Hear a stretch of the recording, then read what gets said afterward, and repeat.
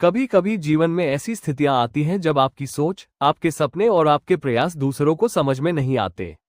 इसका कारण यह नहीं कि आप गलत हैं, बल्कि इसलिए कि उनकी दृष्टि या अनुभव उतना व्यापक नहीं है जितना आपका।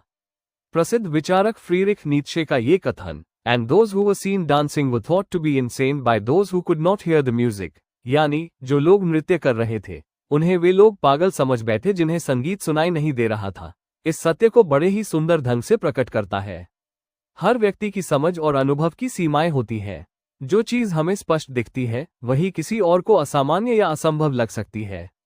संगीत सुनने वाला ही नृत्य की लय और ताल को समझ पाता है। ठीक उसी प्रकार जो व्यक्ति किसी उद्देश्य, किसी सपने या किसी विश्वास से प्रेरित होकर कार्य करता है, उसकी ऊर्जा और जोश को केवल वही महसूस कर सकता है जो उसकी संवेदना के स्तर तक पहुंच सके।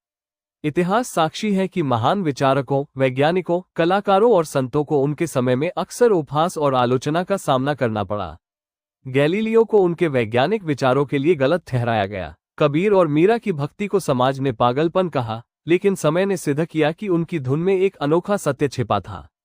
यह उदाहरण हमें यह भी सिखाता है कि यदि आपके भीतर कोई सपना, कोई धुन या कोई विश्वास है, तो दुनिया के शोर से विचलित हुए बिना आगे बढ़ते रहना चाहिए। जीवन का संगीत हर किसी को अलग अलग रूप में सुनाई देता है। यदि आपके कानों में वो स्वर गूंज रहा है जो औरों को सुनाई नहीं देता, तो नृत्य करते रहिए।